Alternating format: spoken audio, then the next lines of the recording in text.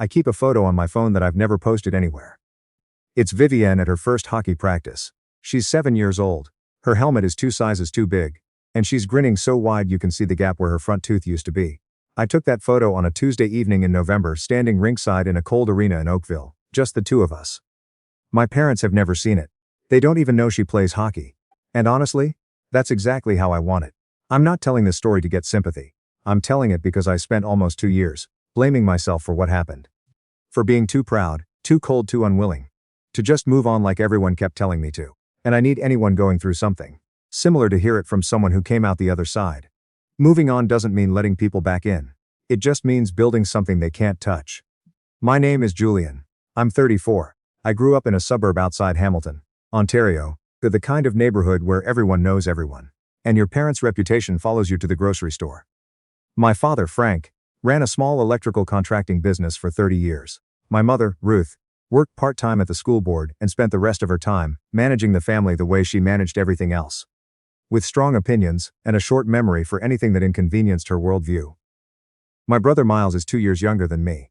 And for as long as I can remember, Miles was the one who got the benefit of the doubt. I want to be careful here because I know how this sounds. Nobody wants to be the guy who blames everything on being the overlooked kid. And for most of my life, I genuinely didn't think about it that much. I just assumed that was how families worked.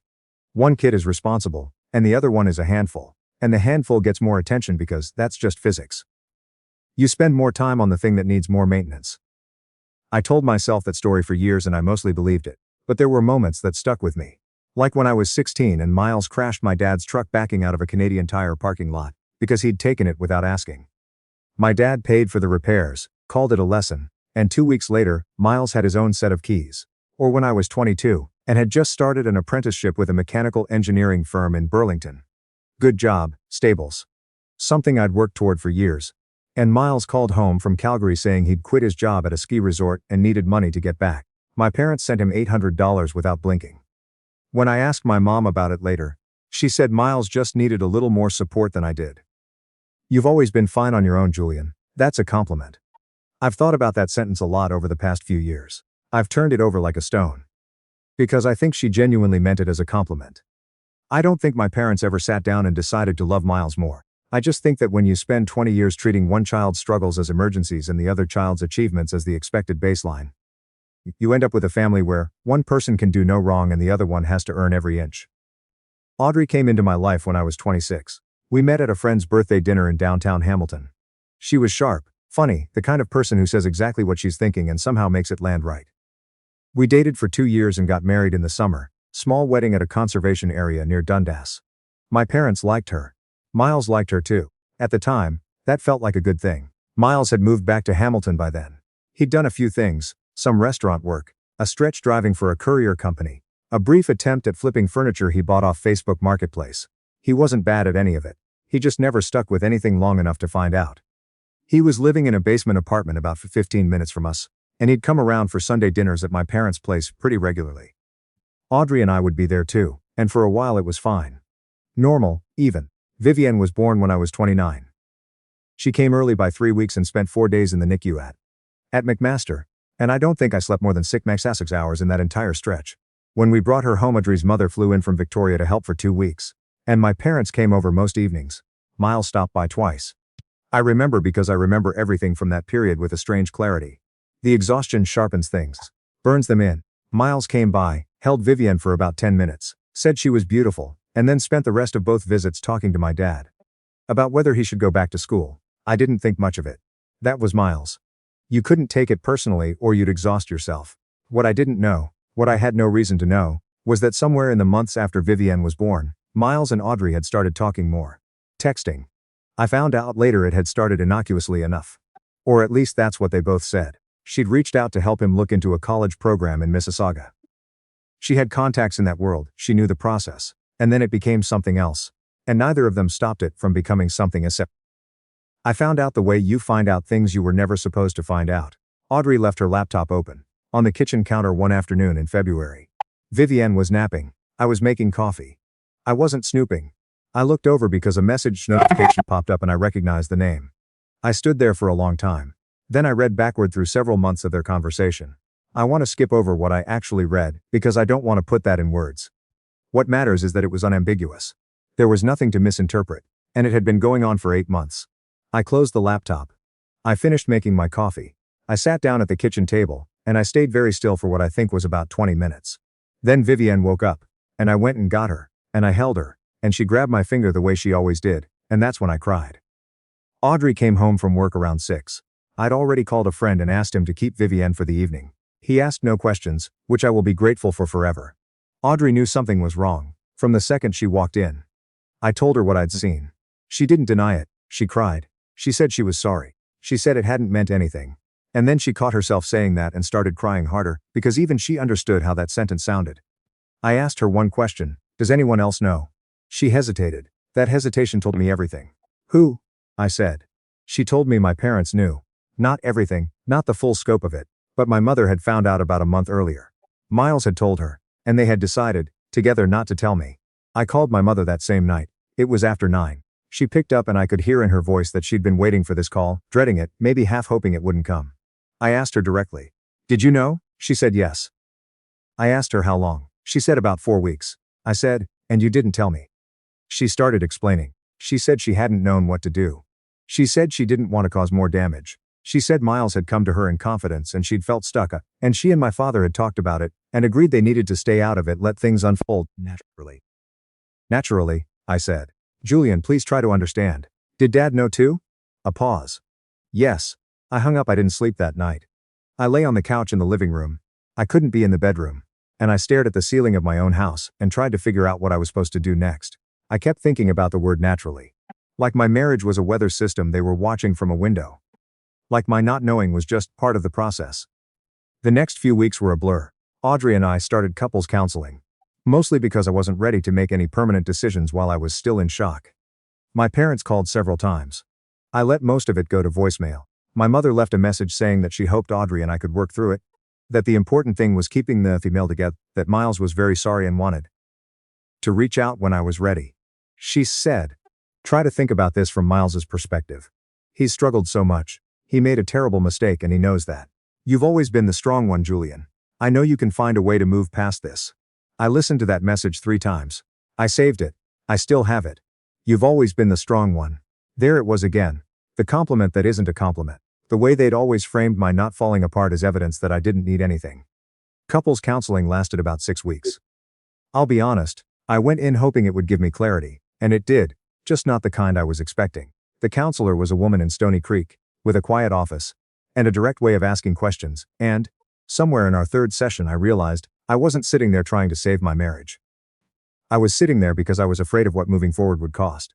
That's a different problem, and she helped me see that. Audrey and I separated in April. We kept it civil, which sounds impossible and wasn't easy, but we managed it for Vivienne's sake. We used a mediator, split things fairly. I kept the house. Audrey found a place in the East End of Hamilton. We set up a shared custody arrangement. Vivienne would spend the week mostly with me, weekends alternating. Audrey's parents came out from Victoria for a month to help her settle. Mine showed up at my door with a casserole. My mother sat at my kitchen table and told me she thought I was handling things with a lot of grace. My father said Miles felt terrible. He said Miles wanted to apologize in person, when I was ready. He said the family needed to start healing, and that holding on to anger would only hurt me in the long run. I asked them not to bring Miles up again. My mother said she understood. But she hoped that in time I'd be able to see that Miles had been going through a very dark period and that this was a symptom of something deeper, and that as his brother I had a role to play in his recovery. I looked at my father. He was looking at his coffee cup. I need you both to go, I said. Julian, please. They went. My mother texted me that evening. We love you and we're here when you're ready to talk. What happened over the next few months was a slow grinding process of trying to figure out where the lines were. I didn't block my parents. I didn't have some dramatic scene where I said everything I should have said. What I did instead was go very quiet. And in that quiet, I started making decisions. The first decision was that Miles was not going to be in my life. That one was easy. I didn't answer his calls. I didn't respond to the letter he sent in May, a handwritten thing, 4 pages, that arrived in a regular envelope and which I read once and filed in a drawer without responding. I won't get into what it said. It said what you'd expect it to say. Sorry. Dark period. Getting help. Hope someday. The second decision was harder. I needed to figure out what role, if any, my parents were going to play in Vivienne's life. And I needed to think clearly about it, not reactively. Here's what I kept coming back to. My parents had known for a month that something was happening between my brother and my wife. For a month, they had sat across from me at Sunday dinners, helped me unload groceries, held my daughter, and said nothing. They had made a choice about what I deserved to know, and the choice they made was that I deserved nothing. That's not a mistake. A mistake is when you don't know what to do and you pick wrong. A month is a choice. 4 weeks of Sunday dinners is a choice. I called my mother in July and I told her, calmly, that I needed to put some distance between us for a while. I told her I wasn't ready to talk about Miles, and I wasn't sure I'd ever be ready for that conversation, and I needed her to respect that. I told her that I would be in touch when I was ready, and that when she heard from me, I needed her to not bring it up first. She said she understood. She called twice in August, both times to ask about Vivienne, whether they could take her for a day. I said I'd think about it. I thought about it and decided not. Not yet, not while I was still figuring out how much access made sense. I texted my mother to let her know, and she replied with a lot of words that amounted to feeling left out. Feeling like she was being punished. Asking whether it was fair for Vivienne to be caught in the middle. I put my phone down and didn't reply to that one for 3 days. When I did, I kept it short. I said I wasn't punishing anyone. I said I was protecting my daughter's stability, while we were all adjusting to a significant change. I said I'd be in touch. The thing nobody tells you about cutting contact, or pulling back contact, because I didn't do it all at once, is that it feels wrong even when you know it's right. There's this cultural script, especially in Canadian families, where politeness is practically a religion, where you're supposed to maintain relationships through difficulty, where the ability to reconcile is treated as a moral virtue. Sir, someone saying family first at you is supposed to end arguments, is so Bart. I grew up inside that script. I believed in it, in some form, and I had to slowly disentangle the parts that were genuinely valuable from the parts that were just cover for expecting me to absorb damage quietly. I got a therapist in September. Good one. An older guy in Burlington who specializes in family systems. Doesn't let me off the hook when I'm being self-righteous, which I needed. He helped me see that my parents' pattern, treating Miles' needs as emergencies and mine as optional, hadn't come from nowhere, hadn't started with Audrey. It had been running for 30 years. This was just the version of it that I couldn't rationalize anymore. He also helped me see something I hadn't fully admitted. I was angry at Audrey, obviously. But the anger at my parents was different. Sharper. Because Audrey had been someone I chose, and choosing wrong is a risk you take. But my parents, I hadn't chosen them. I'd just trusted them without thinking about it. The way you trust the floor to hold you up. And they'd known, and they'd stayed quiet. And they'd sat at my table and looked at my kid and said nothing. Vivienne turned 3 in October. I threw her a small birthday party at our place. A few of her little friends from daycare, my cousin and her kids, Audrey's sister who I've always gotten along with. It was a good afternoon. Vivienne wore a little dinosaur crown, and ate more cake than seemed medically advisable. And it was exactly the kind of ordinary, specific, irreplaceable afternoon that I would have missed if I'd let the bigger chaos consume everything. My parents were not there. My mother had texted asking if they could come. I told her we were keeping it very small that year. She said she understood. She sent a gift card for Scholar's Choice in the mail. Miles, as far as I knew, was no longer in Hamilton. I'd heard through a cousin that he'd moved to Kelowna sometime in the fall. I didn't ask for details and I didn't look him up. What I did do, starting that fall and building through the winter, was rebuild in a pretty concrete way. I put more energy into work. I'd been with the same engineering firm for 6 years, and there was a project lead position opening up, and I went for it, and I got it. I signed Vivienne up for a parent and taught skating program at the community rink. She'd never been on ice before and she loved it, completely fearless, total chaos, the best thing I'd seen in a long time. I started cooking actual meals again instead of eating cereal over the sink. Small things. They added up. I reached out to my parents at Christmas. I drove out to the house in Hamilton. Just me, on Boxing Day afternoon, while Vivienne was with Audrey. I sat in their living room for about 2 hours. My mother had made squares and set them out on a plate like it was a formal occasion. My father sat in his chair and watched a pre-game show with the volume too low. We didn't talk about Miles. We didn't talk about Audrey. We talked about Vivienne a little. My mother showed me some ornaments she'd bought for when Vivienne could visit. My dad talked about a job he was managing out near Caledonia. I drank tea. I ate a square. I drove home. I don't know what I was testing. Maybe whether it was possible to be in the same room with them without feeling like I was betraying myself. The answer that visit was, sort of. It was possible, but it cost something. And I needed to be honest with myself about that cost. In February, a full year after I'd found out, my mother called to tell me that Miles was doing better. He was in Kelowna, working for a landscaping company, going to some kind of counseling. She said this not as a segue to asking anything, just as information. I let her finish. I said I was glad he was getting help. I meant it actually. In the abstract, the way you can mean something about a person you've written out of your future. Then I asked her how she was doing, genuinely. And she got a little emotional, and I said, I'd call again soon. I didn't call soon. I called about 6 weeks later. But I called. I want to be clear about what forgiveness looks like in my actual life, because I think the word gets used in a way that implies a door reopening. Like, if you forgive someone, you're back to where you were before. That's not how it's worked for me. Forgiveness, in my experience, is more like deciding to stop carrying the weight of expecting something from someone they've shown you they can't give.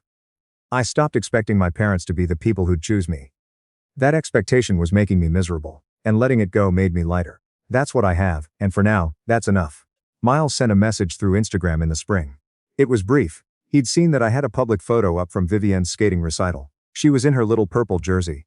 And he wrote, "She's beautiful. I hope you're both well." I didn't reply. I thought about it for about a week. In the end, I decided that replying opened something I wasn't ready to open. And I set my account to private. My parents have met Vivienne for supervised afternoon visits, maybe 5 or 6 times, over the past year and a half. My mother takes her to Westfield Heritage Village sometimes, which Vivienne loves. She's obsessed with the horses. My dad taught her how to hold a hammer last summer at their place while he was fixing the back fence. And apparently, she walked around, announcing she was a carpenter for about 3 weeks after that. I hear these things secondhand, from Vivienne, in the rambling half-sensical way that a 7-year-old narrates her life, and I try to receive them neutrally. I'm glad she has good afternoons with them. I'm glad she doesn't know most of what I know. What she does know is that her uncle lives far away, and they don't see each other. I've kept it that simple. She doesn't ask much about it, the way kids don't ask about the shape of the water they swim in. Maybe someday she'll ask more. I'll figure that out when it comes. I don't know how this ends, honestly. That's the part of these stories that I think gets flattened. People want either the scorched earth version or the full reconciliation. Because those are clean. What I have is neither. I have a functional, arm's-length relationship with my parents that contains genuine warmth and genuine limits. And those two things coexist without resolving into something neater. I have a co-parenting arrangement with Audrey that is, by most measures, working. We don't socialize. We don't have long conversations. But when I pick Vivienne up on Sunday evenings, Audrey and I can talk briefly in the doorway about her week without it being unbearable. And that feels like something. I have a daughter who doesn't know the full weight of what happened, and who is, right now, 7 years old and into dinosaurs and hockey and asking me every morning what clouds are made of. That photo on my phone, the one from the rink in November, I took it because she'd just managed to skate the length of the ice without falling, which she'd been trying to do for 4 sessions. And she turned around at the far end and screamed my name from across the rink. Just absolutely screamed it. Dad. Like I might have missed it, like I wasn't already watching every single second. I was watching. I'm still watching.